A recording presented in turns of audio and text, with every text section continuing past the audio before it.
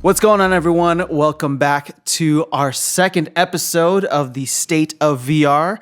This is your November 2019 edition, and as you can see, we are in a different place today, and we'll probably be in different places every episode. Yep. Not by design, but really just by circumstance. So we are in Ronnie's awesome condo here in Chicago, and you know what? Now we're setting a precedent.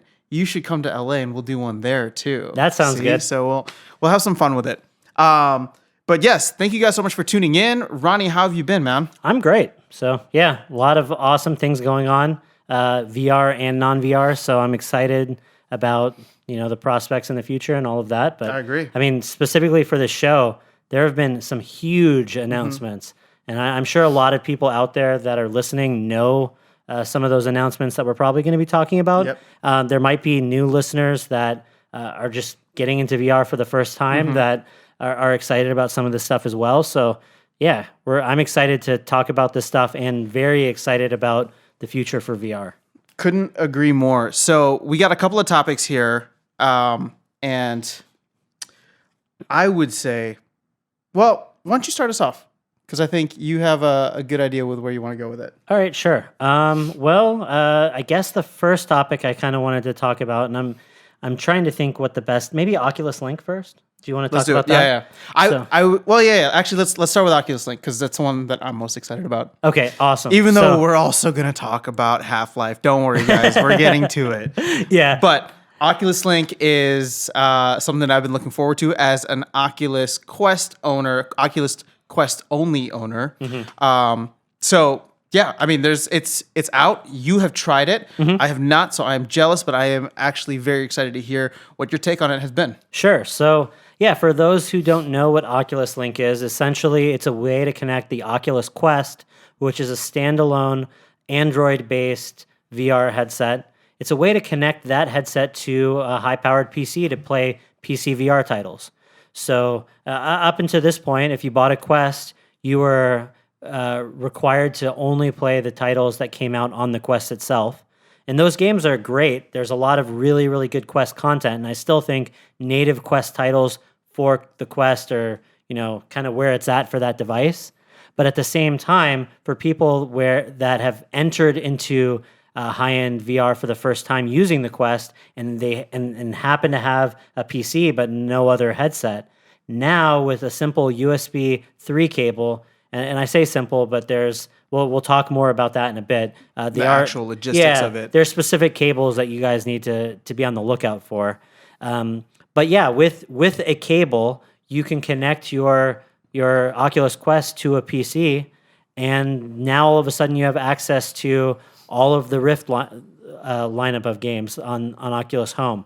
So in addition to that, if you've been buying games on the Quest, a lot of those Quest titles, in addition to the mobile version that runs on the Quest, they support crossplay, meaning if you had a Rift S or a Rift, you were able to play them on your PC in higher fidelity using like the full power of your PC. Well, now you'll be able to use the full power of your PC if you have one and run those games. So you may already, if you have a high-powered PC and an Oculus Quest and you weren't able to play PC VR before, you might be pleasantly surprised when you have it hooked up to your PC when you realize that there's already titles in your library on the PC that are ready to go. So that's the exciting part. And this was announced for the first time in September at the Oculus Connect 6 conference in San Jose, California.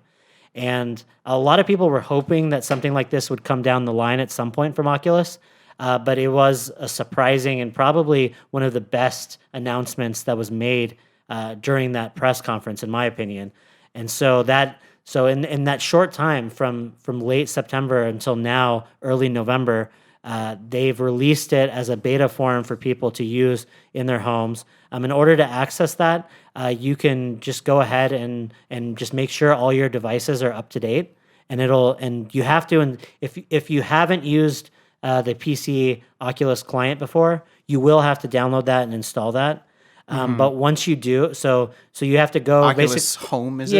Yeah. You just go to oculus.com and there should be a pretty obvious link there to download the Oculus software. I don't even know that they call it Home per se. It's just like download the software. Oh, okay, got it. And you install it, and you don't have to, I actually ran into trouble early on because some of the early articles I had read told me that I needed to I guess I needed to sign up for betas, like the I forget what it's called, playtest or something. Like it's essentially like kind of a separate beta group in the Oculus software. Like you go to settings and you go to beta, and there's this little You're slider. Right. Yeah. I did have to sign up for something initially too. Like ironically, I was having like I had all that stuff set up. I opted into the betas in the Oculus software on my PC, and so when I heard the announcement that Oculus Link was here, and I ordered the USB cable that I wanted to use, when it came in the mail and I hooked up my PC, it just wasn't working. Like I was having back and forth all kinds of problems. And so I started reading just some help guides online to try to see what my problem was. And it turns out that they said right now, if you opt into that program, it doesn't work, which is weird to me. Yeah. Why? So yeah, I have no idea because I thought I had specifically been told to opt into that before. Yeah. Maybe we can provide an update once. Yeah. We get more So anyway, clarification on that. I opted out, and it required me to re-update my Oculus software to get out of that extra beta software, and then it worked. So the reason I'm saying that is like for those out there that are having issues, make sure you're not opted into the beta programs in the settings of the Oculus Home software. Good to know. Okay. And so my understanding is as long as you just have the software and the base Oculus software installed on your PC, and your Oculus Quest is updated to the latest version, that they should just play nice. And you should be able to just plug it in with the cable, like plug one end into your Quest and the other end into your PC. And assuming that you have a port that supports the bandwidth, it has to be a USB 3 port. Okay. And it has to be like, I'm sure there's USB 3 ports out there that don't work, but assuming, knock on wood, you have everything that you need, it just works. And once I got it working, I mean, it really, like, other than, the feel of that cable on your head, like, it feels just like a native, everything was pretty seamless. Yeah, there's technically a little bit of latency, supposedly, but I'm telling you guys, like, I'm pretty sensitive to that stuff. I'm not able to use wireless VR a lot of times because I notice the lag. Yeah. But with this, I don't notice any lag. That's pretty big. Yeah. Okay, so before we get more into your experience with it, sure, let's go through the actual logistics of, let's say someone's out there, they have not even heard of Oculus Connect yet. Yeah. Oculus Link. Yeah. What is the cable that they need specifically, and where can they get it? Things like that. Let me pull that up real quick because there was a specific. I ordered it. There's a specific link. There's a specific cable rather that Oculus has recommended. Can you get it from their site? You can get it. I'm sure they probably recommended it, but no, you can order it on Amazon. It's an Anchor cable. Okay. Well, I was actually going to get even more into like the specific details. Like, obviously, your Oculus Quest has a USB-C port on it. But it sounds like you have a USB-C port on your computer as well. No, I don't. Oh, you don't? Okay. No. But if you do, you can have a USB-C to USB-C. Yeah. But for most people, what they're recommending is USB-C to USB 3.0. I mean, right now. So if I remember correctly, and for those that are really interested in the nitty-gritty details of how Oculus Link works, I actually did an interview with someone over at Oculus when I was at OC6. So if you go and look at like late September episodes of ours, we'll post the episode number in the show notes too. If you go and find that, basically he went into all the details on how they designed Oculus Link to work and why certain cables are better than others. But essentially, like according to Oculus, USB-C to USB-C is the best solution, assuming it's a USB-C 3 cable. And unfortunately, the cable that comes with the Quest is not a USB 3 cable. It's a USB 2 cable. So the cable that comes with the Quest will not work for Oculus Link. You actually, ironically. I know. So they're designing their own cord that's going to be released probably sometime in early 2020. They haven't given an exact date yet. But that cable is going to be the official Oculus Link cable that's made by Oculus, and I got to use that cable when I was at the show, or at least a prototype of that cable.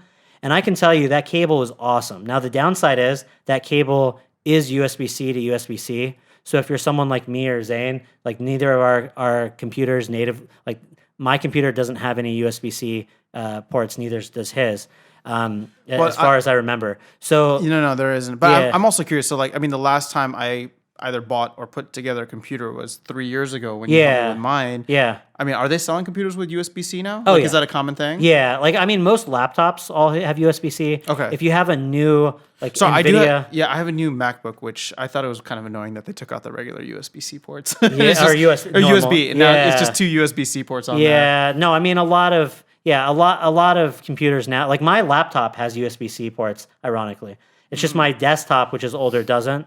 And if I wanted to, because I have a full-size PC, I could buy like a PCI card that adds those ports to my computer. Like I could do that, but we'll see. I may do that when if I really get used to using the link, or if I have like for the show, if we really need to use the Quest connected to the PC a lot, I probably will do that, because that's what I was going to say. Like the difference between their cable and this.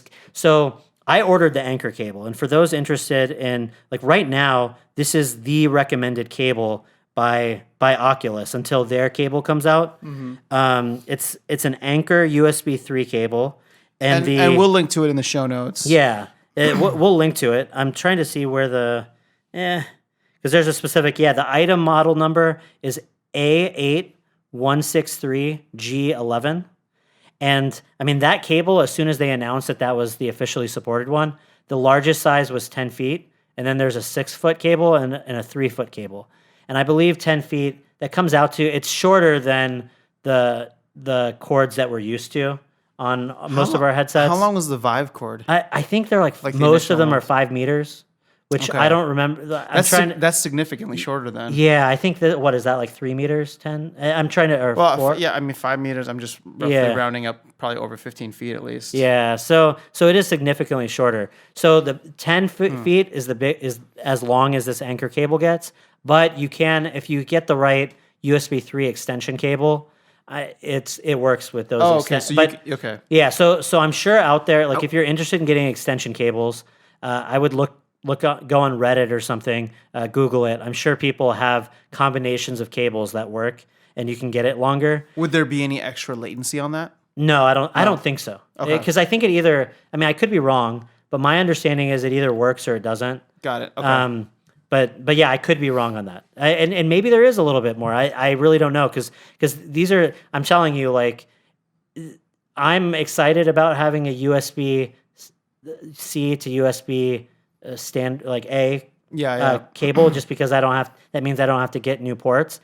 But when I was speaking with Oculus, they specifically said there are reasons why they prefer USB-C to C.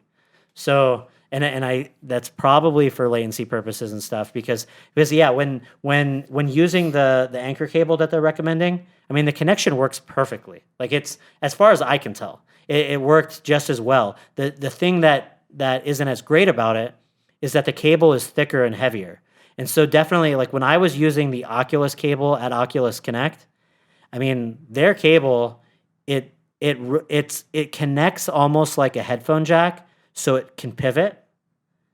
And it felt really thin, really flexible, and really light, and it was long. So really, I mean, it in some ways it felt superior to other cables that I've used on other standard headsets. It felt really, really good. And that was the one thing, using this kind of thick Anchor cable, and I have it here. I could probably show it, but it felt like it was kind of like, if I really wanted to, I could forget about it, but it felt like it was tugging at my head more than what I'm used to. So in an ideal world, I mean, the thing you is, would like, get the Oculus. You're used to the Quest, which has nothing, which is amazing. It's an amazing experience, especially for those who have grown up with, tethered VR. So, but I'll say that, that as far as the Oculus, I think they're going to be charging $80 for their cable. That's expensive. How much is that Anchor cable? It was like 15. Okay, yeah, that's significantly or even less. But yeah, but so there's a big price difference.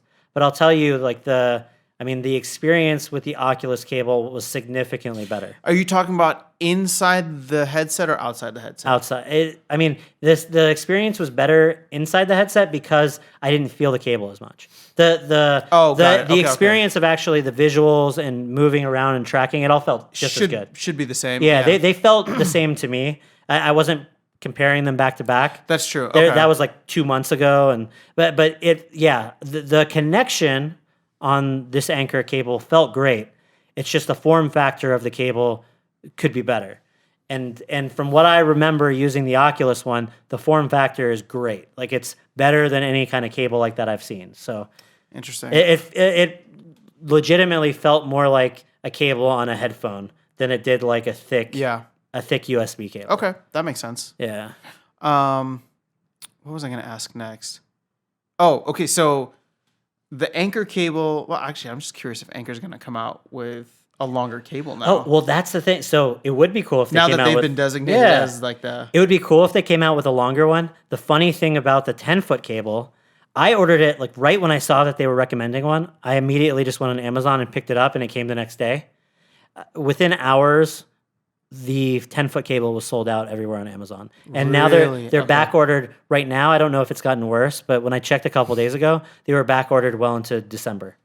So shoot. Okay, so it doesn't look like I'm getting on Oculus Link anytime soon. So Damon, when Damon ordered it, he got the 6-foot cable because that was the longest one that was left in stock. Okay, I'll have to ask him how his experience is with the 6-foot cable, but I can't imagine that it is. No, that's ideal. why. I mean, it's up to you, obviously, but because I know you want to really use your Quest with your PC. I'd like to give. I can lend you my cable because look at Ronnie. He's being so nice on the podcast. So you'll get a chance to experience the Anchor cable in all of its glory. We'll figure it out. Well, more so just from I guess what I was trying to dig into was like more so the long-term implications of this, right? So, and I'm not even claiming to know what Anchor's business motivations are, but I'm just trying to think of the fact that like, hey, they are sold out on this 10-foot cable. I'm sure people are clamoring for a longer cable. But is this going to, like, how long does this last? And when I say that, I mean, how long until the Quest and the Rift are the same, right? How long until the Quest 2.0 comes out and makes even that cable irrelevant? Yeah. There's probably still a ton of money to be made. Don't get me wrong. But yeah, the next Quest will have its own cable with it. I'm just trying to look more long-term at the... Well, no. I'm not even talking about Anchor or Oculus making their cables. I'm just talking about the fact that, like, the Quest is great as it is. Sure. And it's an amazing piece of hardware. But we're excited... because it's a VR show. We are excited for Quest 2.0 or whatever they deem that, where Quest, the next version of this will be better than Oculus Rift S and completely wireless. Sure. You know what I'm saying? So maybe I'm trying to get too meta or I'm trying to dig too deep here. Get the cable. I will be doing the same. I'll be borrowing Ronnie's for a little bit. But yeah, so now let's dig into your experience overall. Now it sounds like you said that kind of the same or like flawless throughout? I mean, yeah, it's a little bit, I'm sure if you put them side by side, like people have said they notice that the fidelity isn't quite as good as the Rift S. Like it's a little bit more blurry because there is compression. I mean, essentially you're compressing all of the data that would be going through the like HDMI or display port on the Rift S. Down to USB. You're compressing all of that stuff and pushing it over USB. And so usually most VR headsets have multiple things to play with. Like they have the display port, they have USB, they have like this is all being compressed and sent over like the USB bus. So so they had to do compression and they have to do some tricks to make like the sides of the screen, less detail so that it takes up less room and all that kind of stuff. But I'm telling you that the overall output is great. Mm-hmm. And you're only going to really notice those differences if you're used to playing on one of those high-end headsets. Yeah. Now another downside is the Quest. The Quest runs at a lower refresh rate. Okay. So the Quest only supports 72 hertz. Now, anyways, it does. Yeah. Whereas the Rift S is 80, and most other headsets are 90 plus. Gotcha, So how does that translate into an experience? Well, the more frames per second you're seeing on the screens, the smoother the motion technically. Mm-hmm. So for some people, sometimes going into those lower like it might make them more sick than the higher refresh rate. But like, But you, as somebody who has had some sensitivity to that, yeah, I don't you have didn't any notice problem. anything. No, I mean, that's good. Yeah, I don't have any problem with it. Like yeah, using the Quest for long periods of time. Yeah, I noticed there's a difference, but it's not like a note. Like if you are a Quest owner and you didn't have PC VR before, you're getting a pretty good experience with Link for sure. I mean, and way better than pretty good, I'd say. yeah, no, You're getting access to the whole Oculus Yeah, library. it's great. I mean, and this is something like Damon and I actually talked about it on the episode we posted yesterday, I think. But yeah, like Oculus really didn't have to do this. And in some ways, it could cannibalize sales of the Rift S if people are kind of only interested in getting one versus the other. Like they could have not made the Quest compatible with PC VR. And if you wanted to experience mobile, you had to buy a Quest. And if you wanted to experience PC, you had to buy a Rift S or another But like they did the research and the work and they made this happen. And I mean, I think long term, it's 100% in their interest to have one device to rule them all, kind of thing. Yeah. I mean, yeah. It just doesn't make sense because, like, well, in the sense that you're talking about, like, it's cannibalizing. I would say most people are probably on the fence. I don't know anybody. I mean, well, not. I mean, even you already had a Rift. You weren't going to get a Rift S and a Quest, right? No. So I don't think that I would know anybody who would want to get the Rift S and Quest. I mean, I'm sure there are people out there who can afford it, but they are probably going to be the exceptions to the rule. Yeah. So I think for them, this is a smart business move because at the end of the day, the Quest is something that you can bring to a friend's place. You can bring anywhere. The Quest is the future, right? In terms of like where they're actually trying to go. And to be fair, if you are, I mean, I really think software-wise, if you have a Quest, I think that's a huge incentive for users to buy software from the Oculus store, regardless of if they're using PC or not. Like for me, I don't have a Rift S. I have a Quest. And I have an Index. That's another big part, yeah. Yeah, so I have a Quest and I have an Index. But anytime I'm kind of struggling to decide if I'm going to buy a certain piece of software in Oculus from the Oculus store or from Steam VR, if there's ever a question, like if there aren't Index-specific features that I need native Steam VR support for, a lot of times it kind of makes more sense to buy the Quest or the Oculus version because then I can play it on my PC and I can play it on my Index through Revive, and I can play it on the Quest. Like if I buy it in Steam VR, the game will not work for the Quest, and so I'm just saying like it's kind of a like to get more Quest users involved on the PC side. Like I just think it makes sense to kind of link the Quest as much as you can to the PC side. No, I agree 100%. I just don't think that. I don't think that it really matters in the long term, right? Like, and for exactly what you're saying, like it's forcing you to get more games in the Oculus Home Store. Now, my curiosity, and sorry, I'm just Mr. Conspiracy Theory today. Not even conspiracy theory, just like trying to like dig deeper. Is I wonder if a lot of the Rift and Rift S only titles, and I might be talking way out of here, but like would those be ported onto Quest at some point? I mean, a lot of them have been. No, okay, so I should correct that. No, like a lot of PC VR games have been ported to the Quest, but not. My kind of gut answer is a lot of the Rifts, like a lot of the Oculus exclusives that were made specifically for the Rift on the PC side are pretty like they're high quality kind of, you know, AA, AAA type experiences that are too hard. Like you would have to really pair them back in order to get them to run well on the Quest. So I think this is a way to kind of leverage those properties. Like Stormland, for example, is the big one, right? Stormland recently came out. That game is no joke to run. And a Quest could definitely not run a game similar to that on its own. So if you were a Quest owner before Oculus Link came out, you couldn't buy Stormland because there's no way you could play Stormland on the Quest.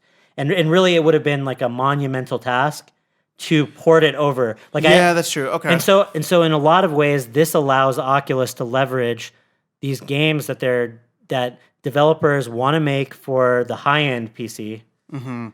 While still giving their future user base. Yeah, assuming you have, like, it's not going to be for everyone. Obviously, not every Quest owner also has a PC capable of running VR. It's not like a one-for-one thing. But if you do, and you just haven't pulled the trigger, there probably is a decent amount of crossover of people that were interested in the Quest and hadn't gotten into VR before that are also just like PC gamers. So you could be really into PC gaming. You decide to pull the trigger on a Quest, but you just, for whatever reason, never got another headset. Now this is like an easy transition to get you hooked on the PC side, and now you will buy those Oculus exclusive titles that before were only on the Rift.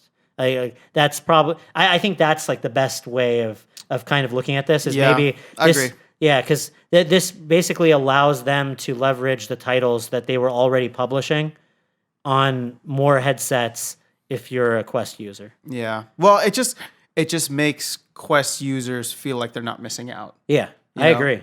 But now on the flip side of that, if you're a Rift S owner, you might feel a little bit bummed out because you're like, what? But I because now you don't have access to Quest titles. True. But Quest users have access to your titles. Now the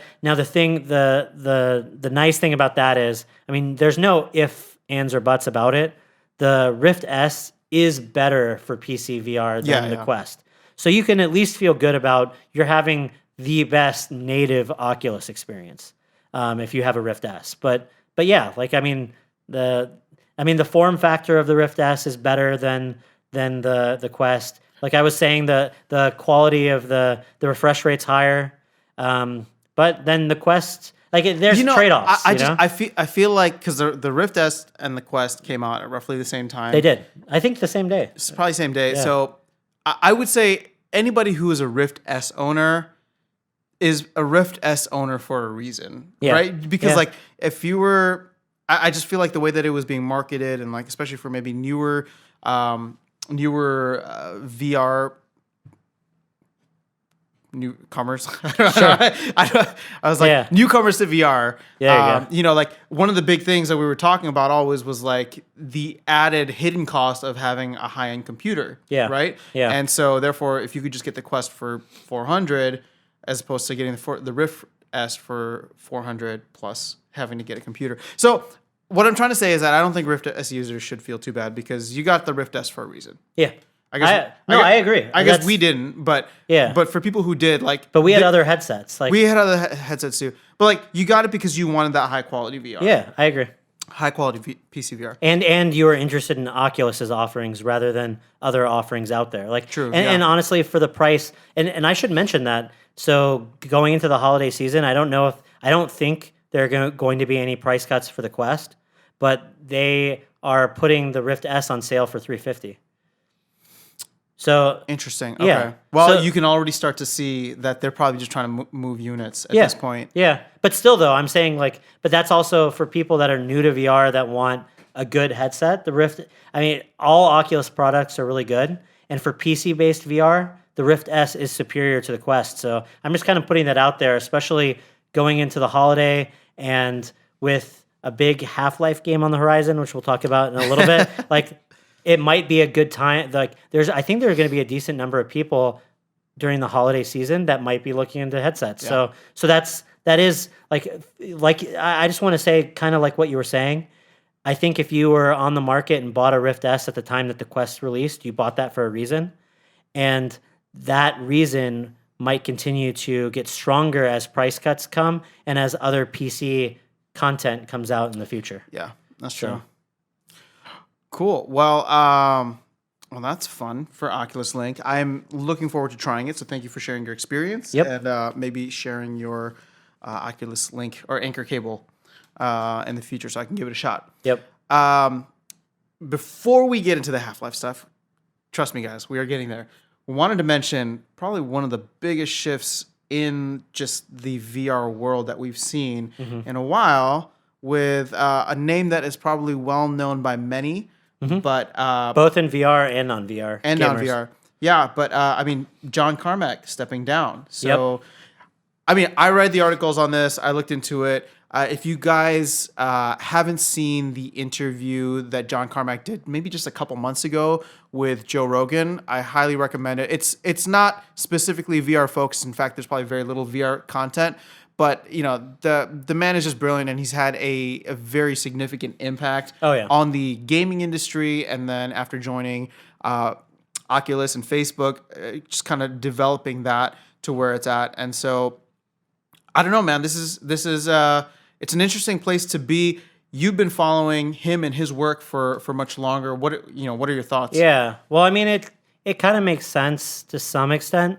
You know, I would say that mobile side of VR was kind of his baby. So he was really into developing. He was really an advocate of lower end VR, not because it was like the best fidelity, but I think he just wanted to get VR in as many people's hands as possible. It's about accessibility. Yeah, and he was hoping that, well, everybody has smartphones, so he was really an advocate of trying to make Gear VR and eventually the Go, and then to some extent the Quest as well, make those mobile platforms as feature-packed as possible. And he's really, you know, an incredible like savant when it comes to coding, and so I think he was able to make the software side of Oculus's offerings a lot better than they would have been without his, you know, assistance. So there's that. And at Oculus Connect this year, he kind of gave what he deemed the eulogy of the Oculus, you know, the Samsung Gear VR, which was an Oculus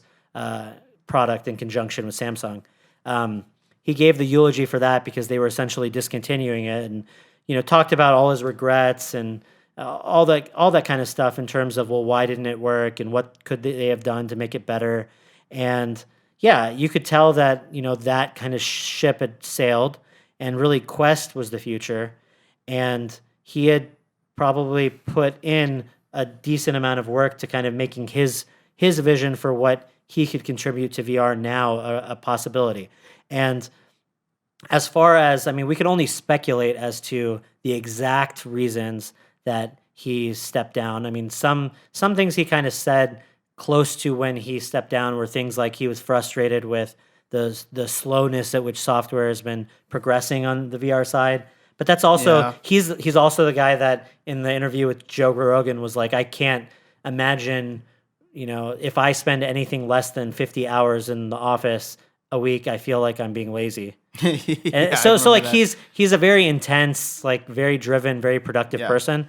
And so on one hand you could see it, maybe he, you know, maybe he wasn't loving the Facebook culture. He is always he always kind of went by his own ideas and by his own kind of stances on all these things. Like even when he spoke at Oculus Connect, you could tell he was just like pouring out everything in his brain. He wasn't, you know, beholden to any kind of company lines or anything like that. So I could see that being something that would take its toll. On the other hand, it could just be one of those things. He's had a very long and extensive career in gaming, and it seems like a lot of the big problems in computing going forward, like he may have solved enough of the VR problems that he felt like it was in good enough hands to where he could move on to a project where he might have more of an impact, or that he has more of a passion for now. Maybe his interest just, because I mean, we're obviously speculating here. I don't know what his relationship,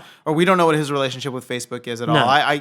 I can't imagine that it's an extreme good or bad. I mean, exactly. It's just like, I'm sure, like, I agree. They came out with some amazing products and he stuff that he stayed there should a long be very time. proud like, of. Yeah, he stayed there for a decent chunk of time. Like it's not like he stepped down at a weird time. Yeah, I could see after the Quest was released. I mean, right now they're working on next generation products, of course, and I'm sure there's a lot of really, really interesting stuff on the horizon. Mm-hmm. But the kind of the stage of VR that he came in on, that stage I think is more or less completed with this first wave of high-end PC VR headsets, with the mobile headsets, and then culminating in the first true 6 degrees of freedom. Yeah, well, he came in when Kickstarter was still, or when Oculus was still doing a Kickstarter, right? Yeah. And that through maybe the phase it was either during the Kickstarter or right after, but before it was bought by Facebook. So he's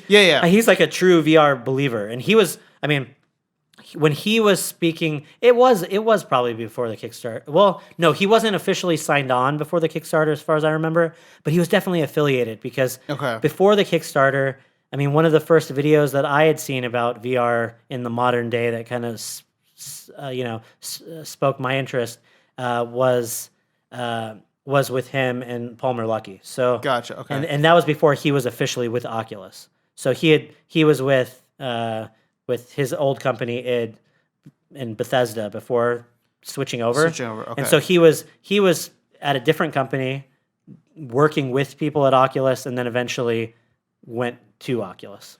Yeah. But he stayed there through this, what I would consider this first stage. And I mean, maybe even 2 stages, because two. You come out with the Rift 3 years ago, and Yeah. then another 3 years go by. And from the folks that I've talked to at Oculus, I mean, obviously a lot of the founders of Oculus are no longer there, if not all of them. But a lot of the people, Facebook has a lot of money, and they're able to hire some really brilliant people. And as a lot of you guys probably know, some of you guys make VR content as well. I mean, there's so many passionate people that have been clamoring to get these kind of jobs.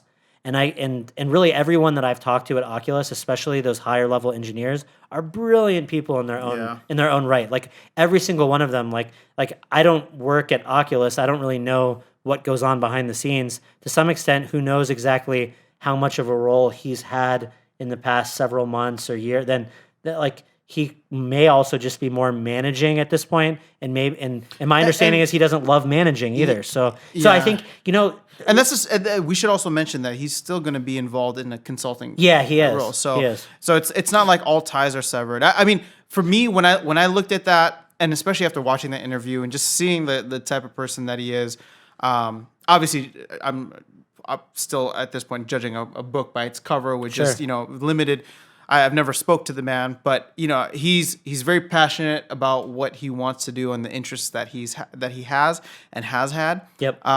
And he did say that he is moving on to focus on artificial intelligence. Yep. Which is this other just kind of like gray giant beast, that giant cloud that is moving our way, or that we are heading towards.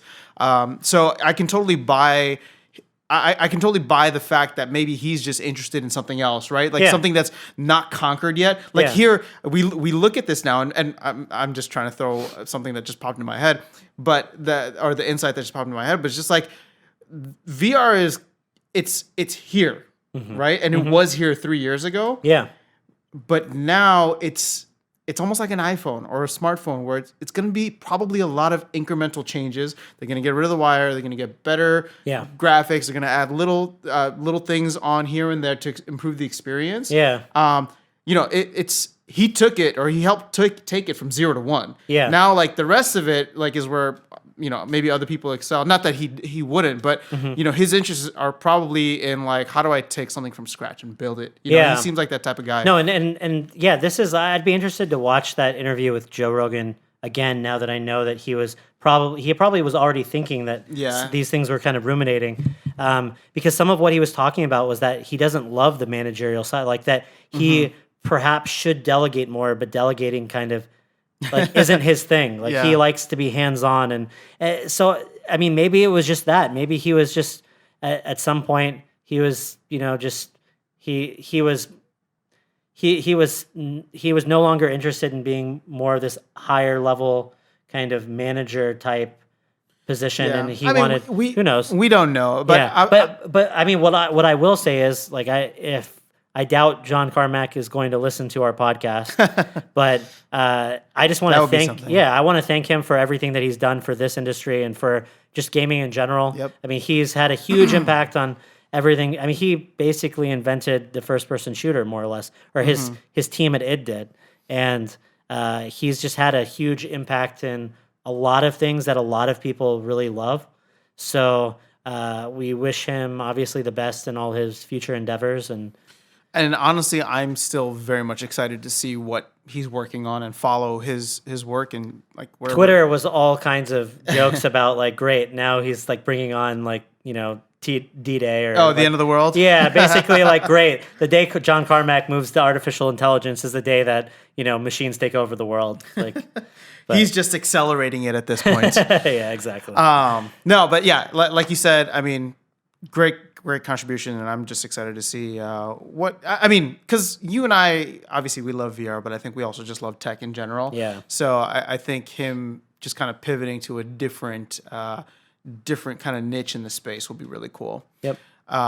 And who knows, maybe that'll tie back into VR at some point. Yeah. I mean, we got smart technology in our phones anyway, so I'm sure Alexa and Siri will be all over our our headsets at some point too. All right, enough of the opening stuff. Mm-hmm. I know you want to talk about Half-Life. Yep. So I'm just gonna let you go. All right. Because let me preface this. I have never played Half-Life in my life. Yeah. And there's there's surprisingly a lot of people out there at this point that haven't, because it came out a while ago. It was a while ago. Yeah. So I have never played, but as somebody who used to be a very passionate gamer and now VR has gotten me back into that more, I can totally understand the passion and excitement for a game that is coming out in a series that's had a 15-year gap at this point. I mean, I think technically, over 15 years for Half-Life 2, and they did release Half-Life 2 episodes 1 and 2 a little bit after, so I think closer to maybe 12.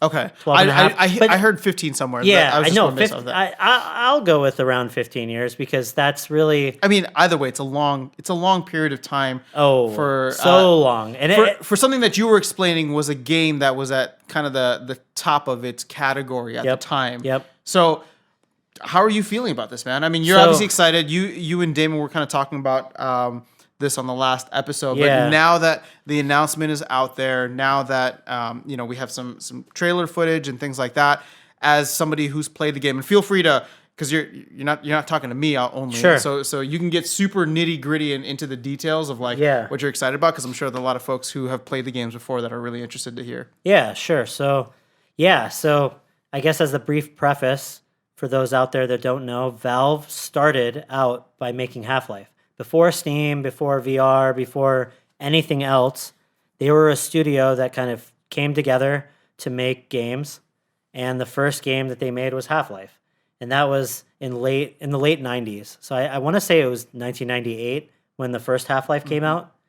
And it was based on on Quake 2. So John Carmack again, based on Quake 2 technology, but they kind of made it their own. And they crafted a first-person shooter that was unlike any other first-person shooter before it, because really what they were able to do is they really focused on making it very story-driven. So the game was, now we kind of take it for granted, because a lot of things that it pioneered are now things that you see in all first-person shooters and all like single-player campaigns. But really, you took the roles of that character in that game, and from beginning to end, you were engaged in the story as that person. You were never taken out of the experience. You were seeing everything from first-person point of view. And I think one of the coolest things about that game was that the cinematics didn't take you out of the experience. They were just part of the game world, and you were interacting with it as it happened. So Half-Life was groundbreaking in that regard, just in terms of storytelling in video games. And then they followed it up with a game that, in my opinion, was far exceeded Half-Life 1, which was Half-Life 2. And Half-Life 2 was incredible because they took that storytelling element, but ratcheted it up like notches that we had never even expected before, by introducing a physics system into the game that really was all-encompassing. So up until that, now you see some physics in games, but I still don't think there are many games that have physics as such a tenet and such something that's just melded into the DNA of the game. In that game, everything around you basically was part of the game world, like the physics system. And so all of a sudden, like if you saw an object, you could pick it up, you could hit it, you could shoot it. It would behave realistically. If something was made out of wood, you could shatter it. It would float in water. If something was heavy, it would sink. There were all kinds of puzzle elements that revolved around how things would actually just work in the real world. Yeah. And there was just this believability about how the game world worked that made you feel like you were stepping into a real place. And now we see more of that than we did back then. But still, like I said, even I'm sure a lot of games have been inspired by it too, for sure. But over that time. yeah, so it was incredible, and so that whole game was kind of based on this new technology, and they were able to build just a ground. Like the storytelling was also great. Like everything about that game was amazing, but it was groundbreaking is the thing. And then they released episodes 1 and 2 later. Their Half-Life episodes 1 and 2 in connection with that. And the Portal series came out later, which is kind of tangentially related to Half-Life. But really, since Half-Life 2 and those smaller projects, they never released a Half-Life 3. And there were rumblings years and years and years about them working on it internally, and people couldn't wait for that project to come out and for people to learn more. But as more and more time went by, it became kind of a joke. Like at this point, basically, like all kinds of like Valve doesn't know how to count to 3 because like they hadn't really. They started working on all these new projects. They kind of shifted their focus over to Steam and over to a lot of their multiplayer games like Left 4 Dead and Team Fortress 2, and yeah, ironically, none of them have 3s. But everyone wanted Half-Life 3, and it turns out that a lot of the reason, I mean, that project had been picked up and put down by a lot of people over the years, but it sounds like the team, like the idea of making Half-Life 3 was just such a hard one to swallow because the expectations were so high. Like I said, in the past games had been they weren't just good games, they were groundbreaking. They brought something completely fresh to the landscape that no one had ever tried before. And so I think following up with that, with something new was hard.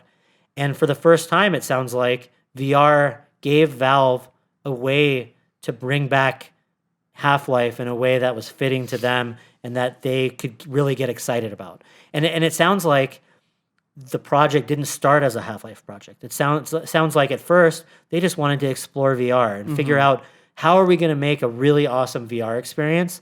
And they were playing around with Half-Life assets because they had them, but eventually they realized that there was enough amazingly cool stuff that they could do in VR that this was that mechanic that they had been looking like this kind of like with the gravity gun and with physics in Half-Life 2, where they built a game around this notion that we're going to bring physics to games, right? Yeah. Now they could build a new Half-Life experience around making the first, truly, basically making their first truly epic VR title. And so they've been working on. I want to, if I recall correctly, I don't know if it was before or after 2014, but I think since around 2014 until now. Okay. Oh, they've been directly on this. VR. Well, Yeah. I was just gonna.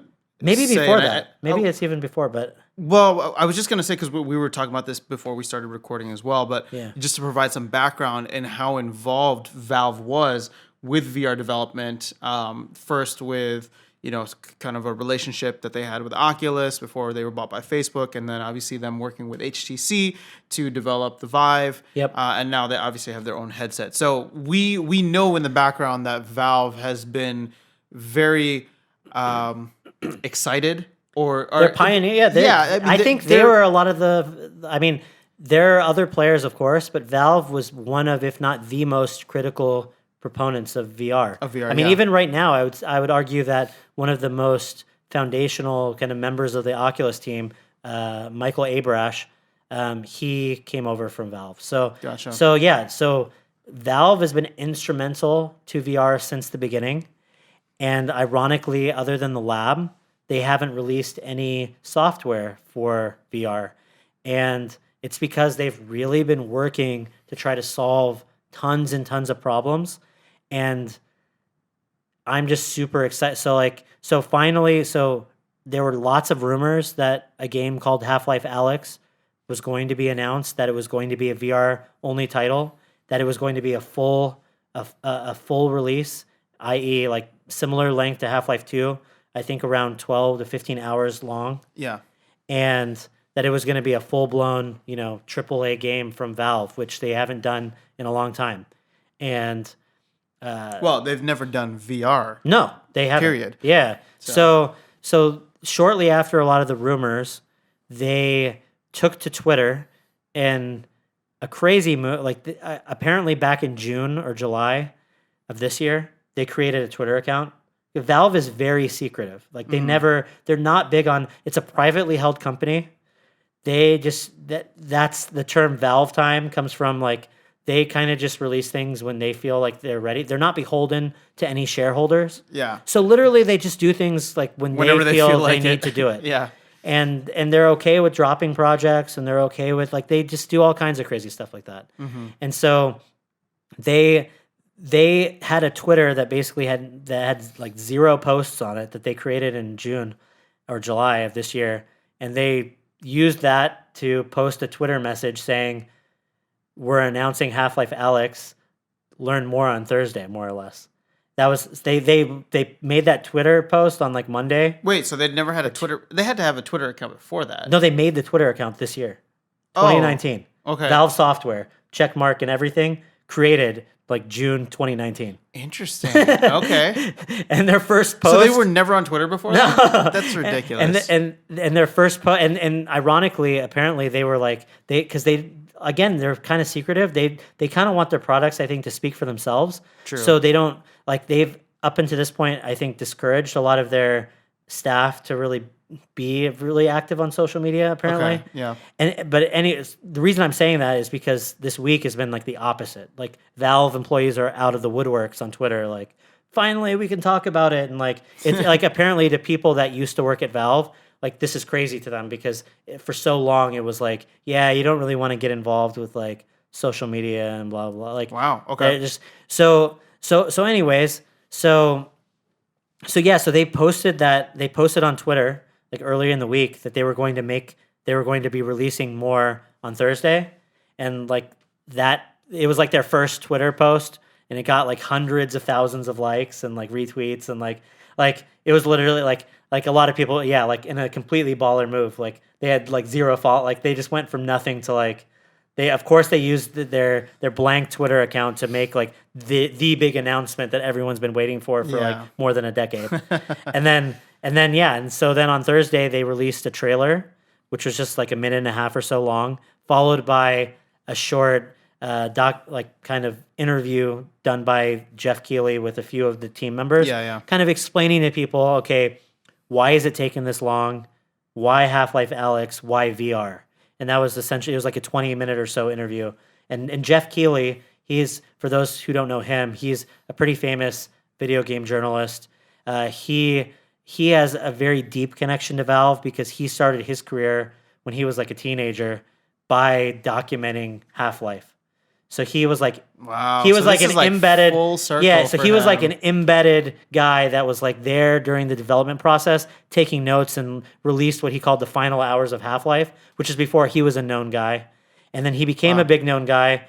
And since then, he did one for Half-Life 2 as well, and so now he's doing Half-Life Alyx. Of course, they got to bring him back for Half-Life Alyx. So they announced that the game's going to be releasing for all PC VR headsets on March of 2020. So in just a few months, and it's going to be compatible with all headsets. And around that time, they're also going to release the documentary that's the final hours with that journalist, like documenting the process of. And apparently, we're going to learn about all kinds of things that they've worked on from beginning till now, and what led them to the project that eventually became Half-Life Alyx.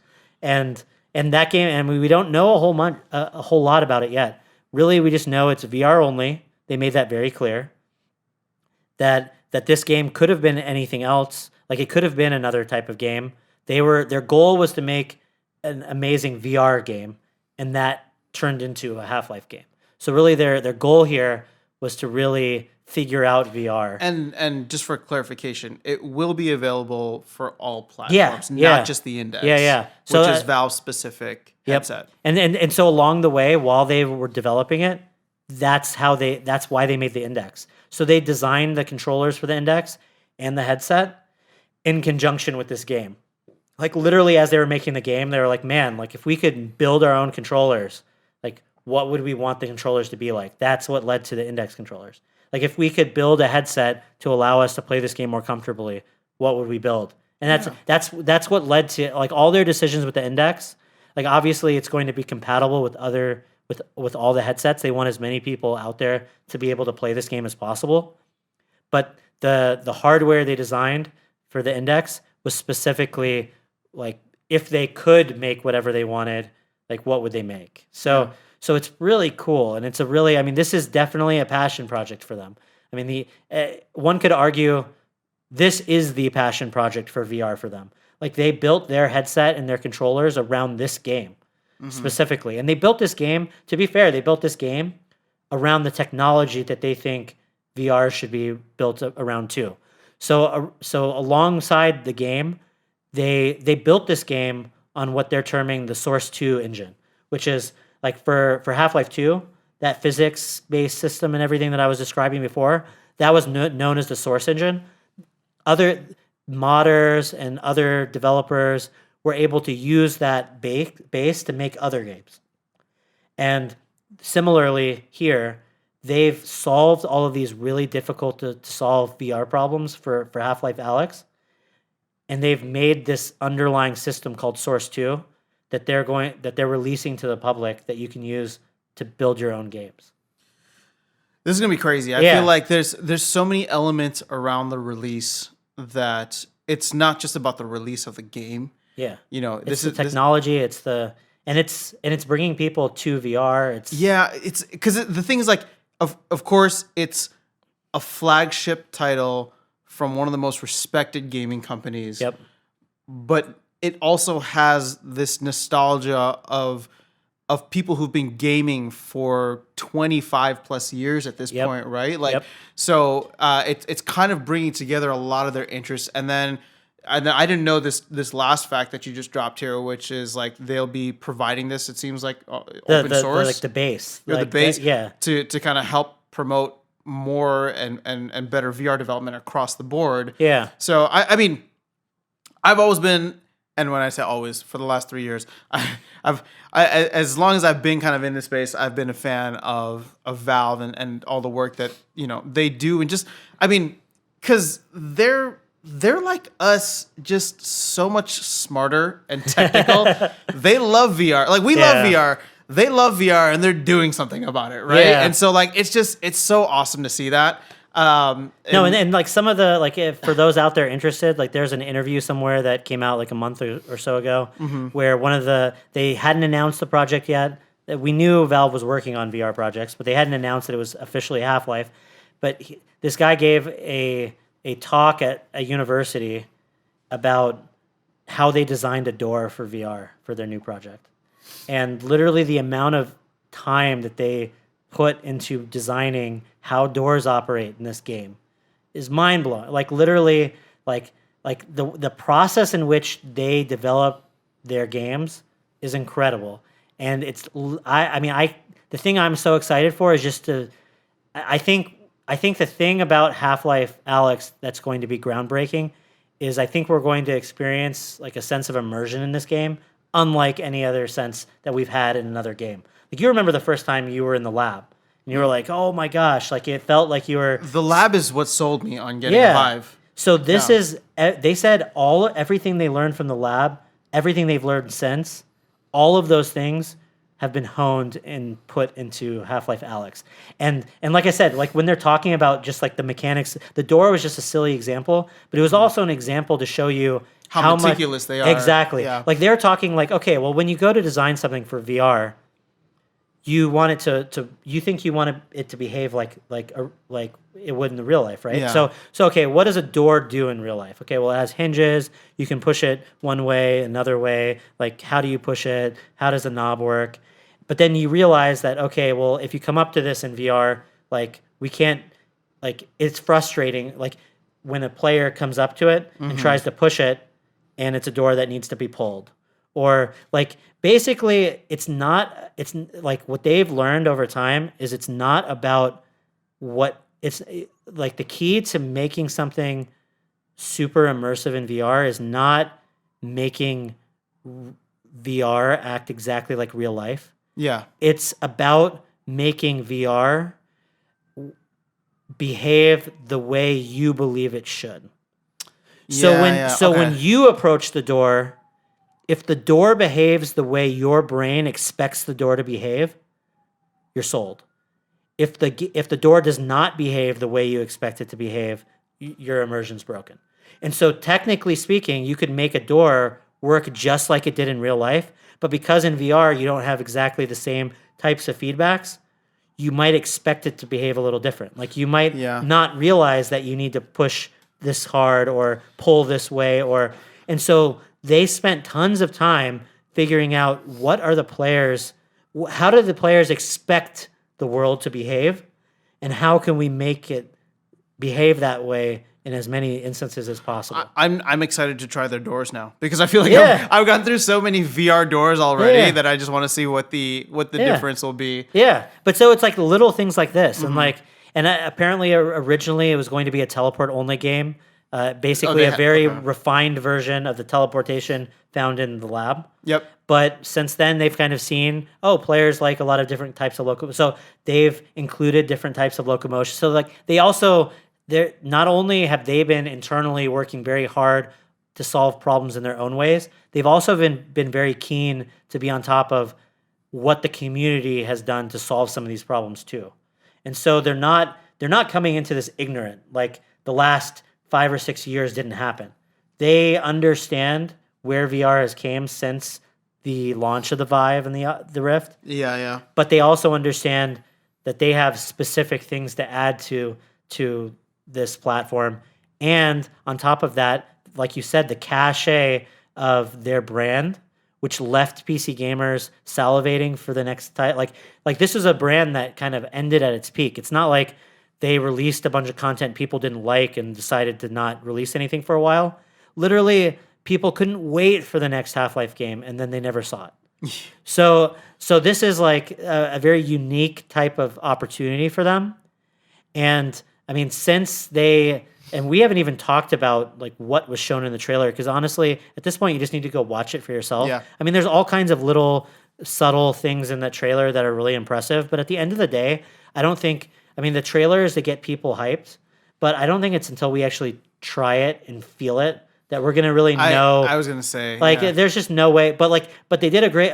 I think if there was one thing that this trailer, everyone that has headsets now was already sold on Half-Life Alyx. Come on, really, what this trailer was about was getting those people that have been waiting for over a decade for the next Half-Life game to see this trailer and to say, "Holy crap! I have to play the next Half-Life.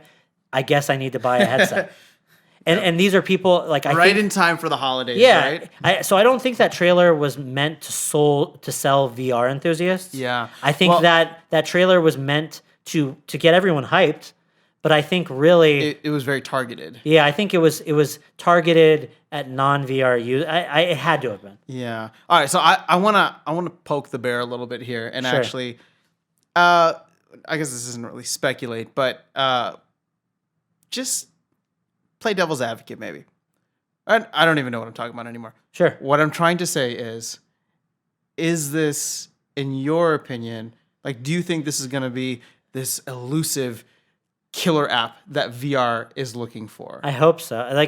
Because, and I'm glad that we kind of rolled into this with your last comment about it being very specifically focused for Half-Life enthusiasts, right, and people who are fans of the game. Mm-hmm. And just a quick topic on that about trailers, right?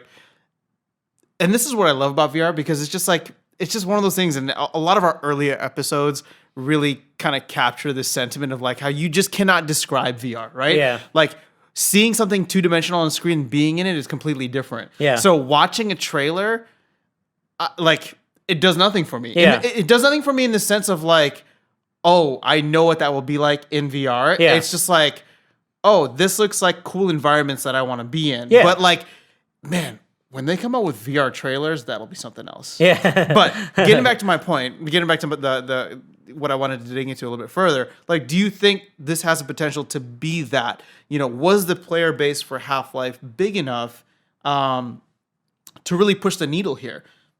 Yeah. Because, and I guess I'm going to ask you that, but something that we've been talking about beforehand too, I think that Beat Saber was a killer app. I think it was a very surprise killer app that nobody really saw coming. Yeah. And I guess what I'm trying to say, and I want to get your opinion on it, is I wonder, and in my opinion, I feel like even with my limited knowledge of Half-Life, that Beat Saber will still be a bigger game than Half-Life. Ironically, I mean, you might be right. It's interesting to think of it that way because in some ways, getting so excited about Half-Life Alyx is a little bit contradictory to me. Like, I feel like a little bit of a hypocrite in the sense that I've always thought that VR has more potential than just gaming. Like, it's all about the experience. Yeah. And some of the best things in VR to me are more experiences and not necessarily like traditional games like we're used to thinking. And so in some ways I feel like Beat Saber transcends gaming. Like it is kind of a game, but at the same time I think what Beat Saber, like one of the cool things about Beat Saber is that like people that just like all people love music. Yeah. And Beat Saber is kind of a new way to enjoy music to some people. And it's the gameplay is very simple too. And it's very simple. Simple. And again, like it's something that people that don't play games can get into and really love. Whether you like games, whether you like VR, whether you don't like either of them, when you play Beat Saber, I think there's something that you can understand about it after you get to play it for a while. And ironically, Half-Life is very much a game. Mm-hmm. And so definitely the target audience that they're going after are people that have VR headsets already, but also people that play games now that don't have VR headsets. But not, I really don't, this isn't a game that's going to attract non-gamers. If that makes sense. Like it's exactly. I think that's exactly what I'm trying to drive at here. Yeah. And the reason I'm bringing it up is I'm not trying to be pessimistic by any means. I'm trying to have more of a tempered perspective on this because it shows you though how much like right now Twitter is just like it's the second count. Like I mean, literally everyone is so excited, and I am too, right? No, and I am as well. Yeah, so. But ironically, I think that just goes to show you how strong of a presence the games industry has in VR right now. Mm-hmm. Like these people, like whether we like it or not, most people involved in VR right now, including myself, love games. And so this could potentially be the best game we've seen in VR. But VR has the potential to be so much more than just games.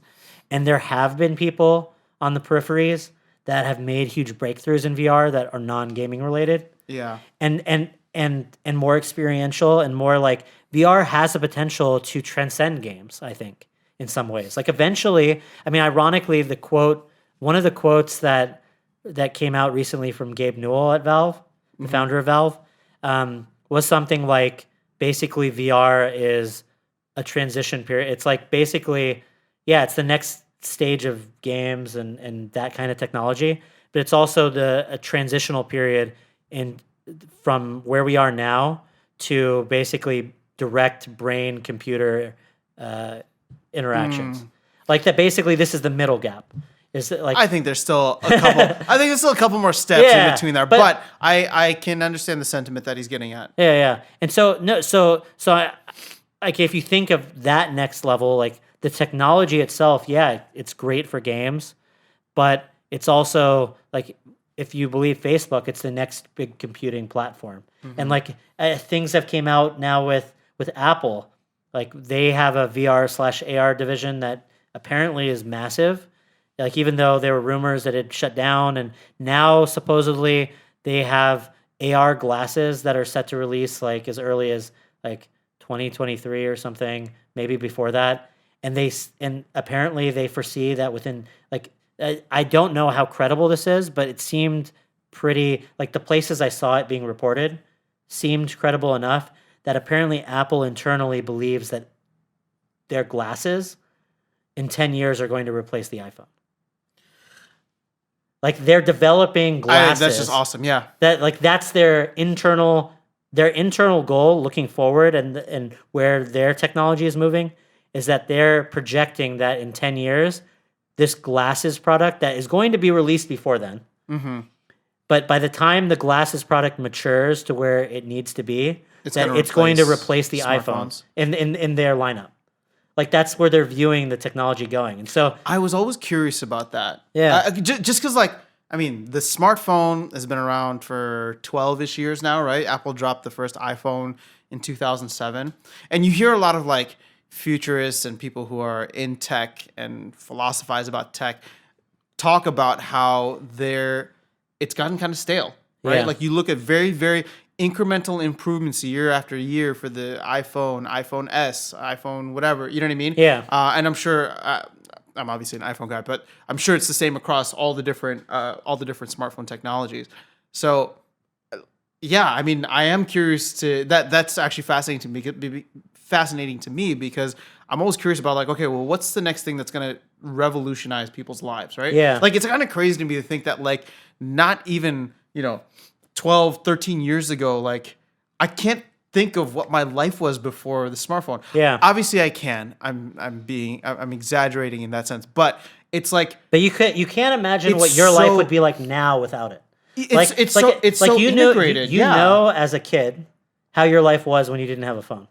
It's But just, I'm yeah. saying, but can you imagine being an adult and not having access to the things that you've grown accustomed to having access to? Yeah. Like, can you imagine living in like LA, for example, and not having access to The maps. a map system? Yeah, being in Or- a new foreign city or something like Yeah, that. like yeah. this was like a common thing for people. Like, I'm just saying, like, our lives are so much easier now because of the technology that we've grown accustomed to.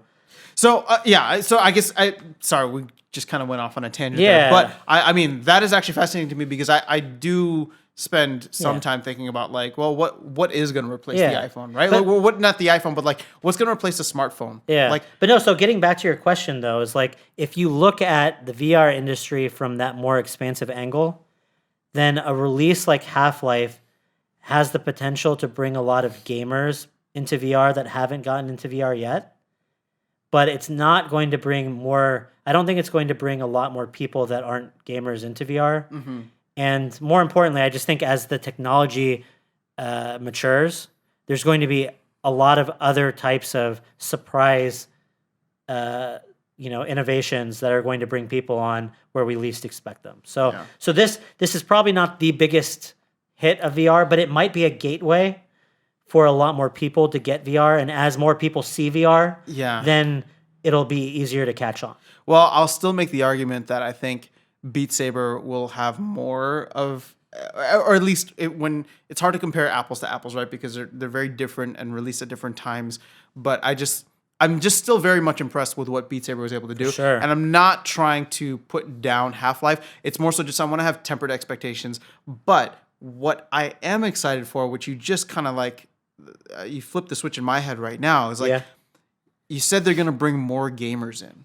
Mm-hmm. And as we know, there's a ton of money in the gaming industry. Yeah. So when you're bringing more people who are passionate about gaming specifically, I don't just think about Valve making $60 a pop off of these sales. I think about Twitch and YouTube and Yep. Facebook gaming. And you know what I mean? And all the stuff that, like, people who are passionate about this will be watching. You know what I mean? Like, 100%. there's so much. You saw- it's such a you- dynamic environment. You saw some of and that industry. this week. And Exactly. the game isn't even out yet. Yeah, exactly. People that never talk about VR, we're talking a lot about VR. Exactly. So the thing is, like, well, talk is fine, but if we can bring those users, Dollars. those passionate users, well, exactly. You bring the dollars in, Yeah. But then I'm trusting just in the spirit of innovation, which we have seen. I'm trusting that those extra dollars that will be coming in, will be spent wisely on hiring more brilliant minds, investing in better technology. You know what I mean? So Yeah. in that way, it's going to have a significant impact. Yeah. You know what I mean? A very different impact than I think Beat Saber. Yeah. But like I think Beat Saber put VR on the map to the casual goer, right? Yeah, like yeah. I mean, this is something that our wives like to Oh, play. yeah. You know what I mean? Like Yeah. they're not gonna get excited over Half-Life. And quite frankly, yeah, I showed my wife and she's like, "Oh, cool!" Like, literally, like once Beat Saber came out, like before Beat Saber, like I feel my wife was interested in trying all kinds of different VR experiences. Once she experienced Beat Saber, I feel like now it's always, yeah, sure, I'll try that thing. Can I play Beat Saber now? like she's like, she just knows she loves She knows Beat Saber. her things. Yeah. And I mean, like, I think that's obviously a great thing for VR because it it's also very hypnotic to watch. Yeah. So you would see a lot of clips and a lot of people like live streaming with it and things like that. But yeah, no, I mean, I think I don't want it to sound like I'm hating on Half-Life for any reason. It's just I was curious what type of impact that would be because, you know, when you water it down, everybody's looking for this, like, what is this killer app that's going to drive VR through the roof, right? Yeah, yeah. And and my argument is that, like, I think Beat Saber will be more of a killer app from a, you know, high level, like, Sure. hey, what is VR? I mean, at the end of the day, But they will have different impacts, yeah. If Half-Life brings a lot of new people into VR, how many of those people do you think will also buy Beat Saber? Like, yeah. True. Well, I'm saying that like yeah. say Beat Saber is like around to stay. Yeah, like yeah. Beat Saber has made an impact, but I feel like its impact has only begun. Like its impact is like Just beginning. inevitably tied to the success of VR. Yeah. Like as more people get into VR, it's like automatically more people will get into Beat Saber because it's that good.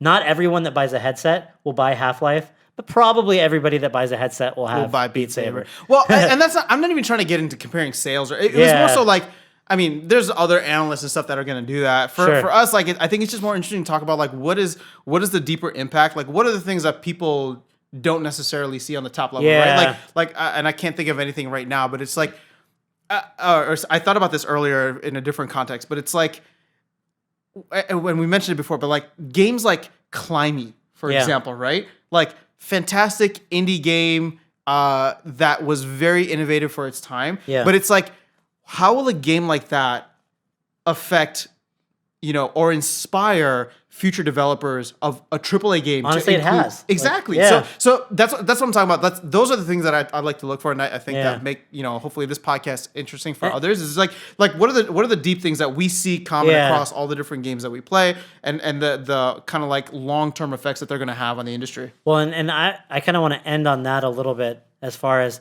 like what has me most excited about Half-Life Alyx isn't necessarily this Half-Life experience that Valve has crafted. It's the underlying technology. Like I am a huge Half-Life fan. I played Half-Life 1 and 2, the episodes a million times.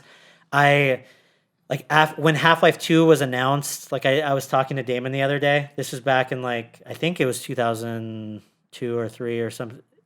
Anywhere between 2001 and 2003 when it was announced. And it was announced at E3. Back then, I didn't have access to E3. I heard when people went and saw this demo that they were showing off, at the end they got a free T-shirt.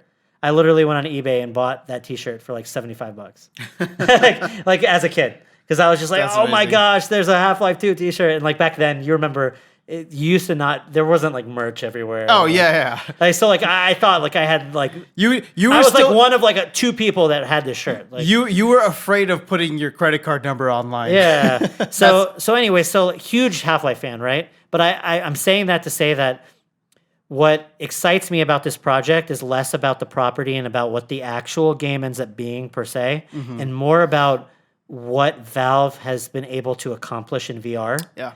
And I can't wait to see what type of interactions and how it feels. And I really hope that they've done stuff there that is able to filter into other experiences. Because that's what, beyond Half-Life Alyx, if this stuff goes well, I think we're going to see we're going to see things out of the community using the technology. We're going to hopefully see future projects from Valve in VR that are more than like this is 100% a possibility. They even said so much in the interview with Jeff Keighley that kind of like, well, we don't have any plans yet. We have to wait and see how Half-Life Alyx is received. I.e., like, we would love to do more VR. If this thing isn't a success, I don't know that we will do as much as we're hoping to.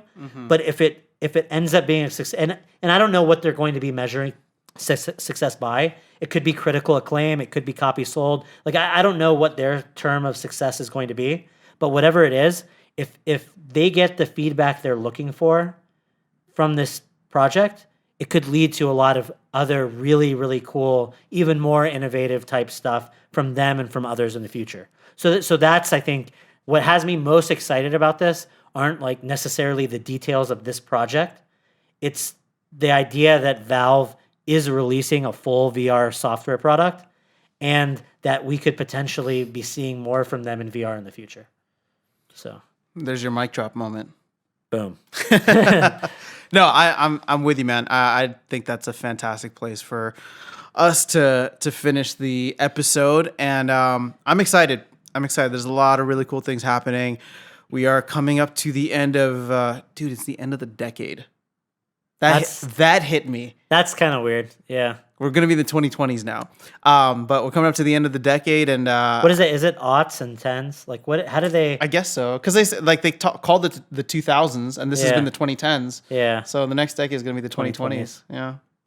So For some reason, I always like link that. I always think of like the 1900s and how like 1920. Yep, yep. 2020. I don't know. It's weird that we're like at the beginning of a century. I think. that too. Yeah.